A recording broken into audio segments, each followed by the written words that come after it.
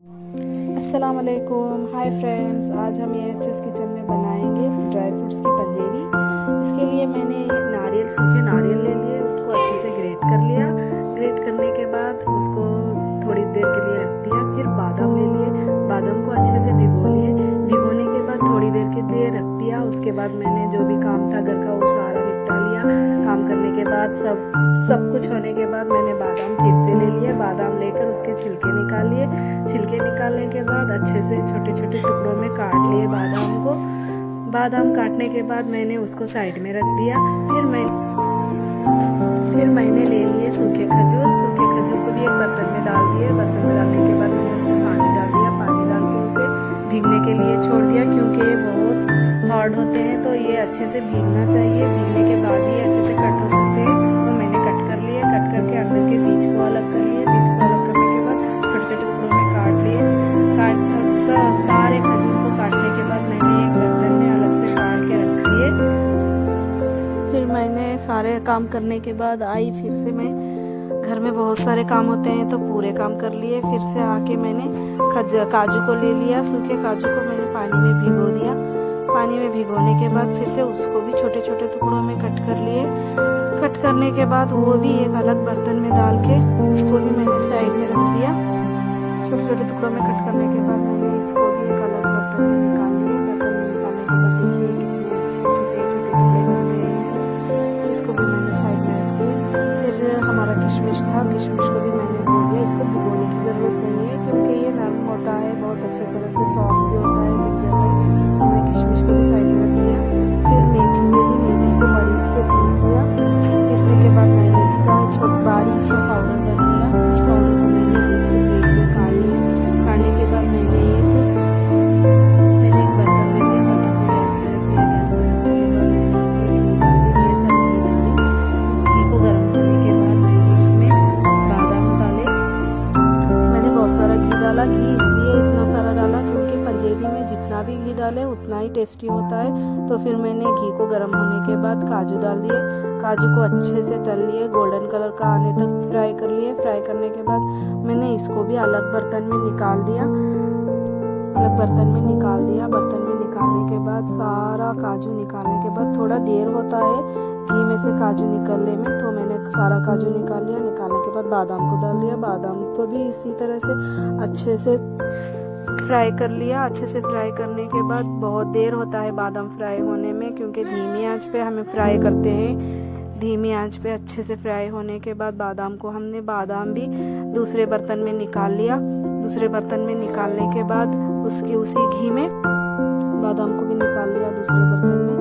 देखिए ये अच्छे से गोल्डन फ्राई होने के बाद ही हमने निकाला है। बादाम को अच्छे से गोल्डन फ्राई होने दी, उसके बाद ही निकालें।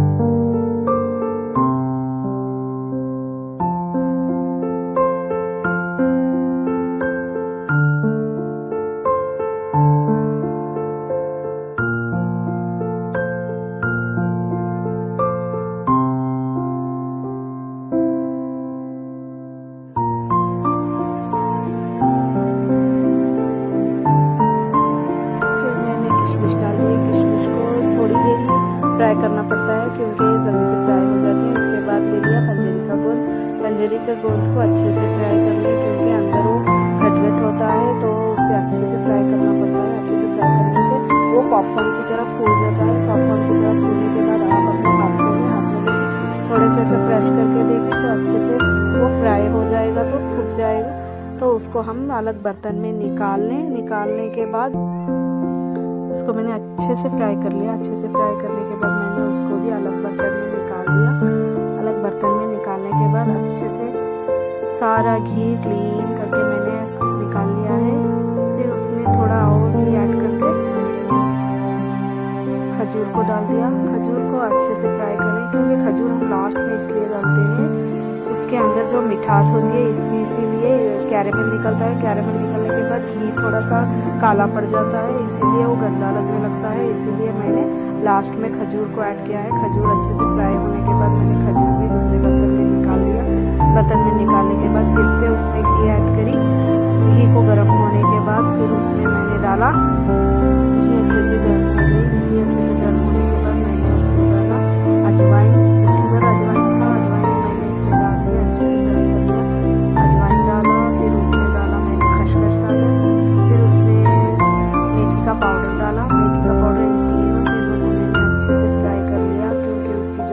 होती है वो अच्छे से घी में मिक्स हो जाए। अच्छी सौंधी सी खुशबू आती है इस तीन चीज़ों से। तो अच्छे से मिक्स हो गया। मिक्स होने के बाद मैंने इसमें डाला सूखा नारियल जो मैंने ग्रेट करके रखा हुआ था, उस नारियल को भी इसमें डाल के मैंने अच्छे से मिक्स कर लिया। मिक्स करने के बाद मैंने इसको थोड़ी देर ऐसा ही मिक्स करके गरम कर लिया अच्छे से नारियल को भी।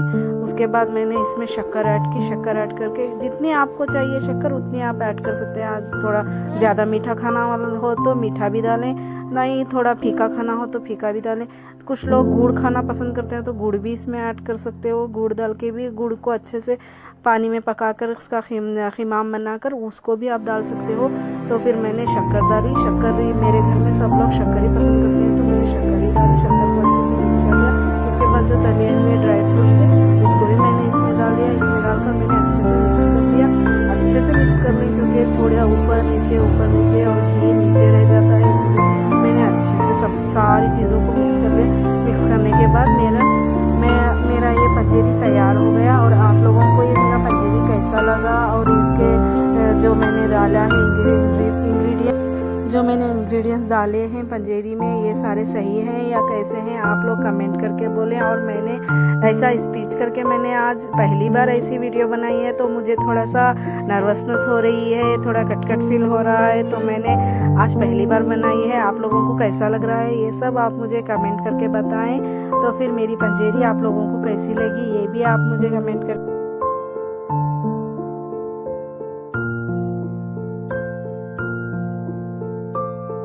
मेरी इस वीडियो को बहुत सारा प्यार दें, कमेंट करें, शेयर करें और सब्सक्राइब करना ना भूलें। आप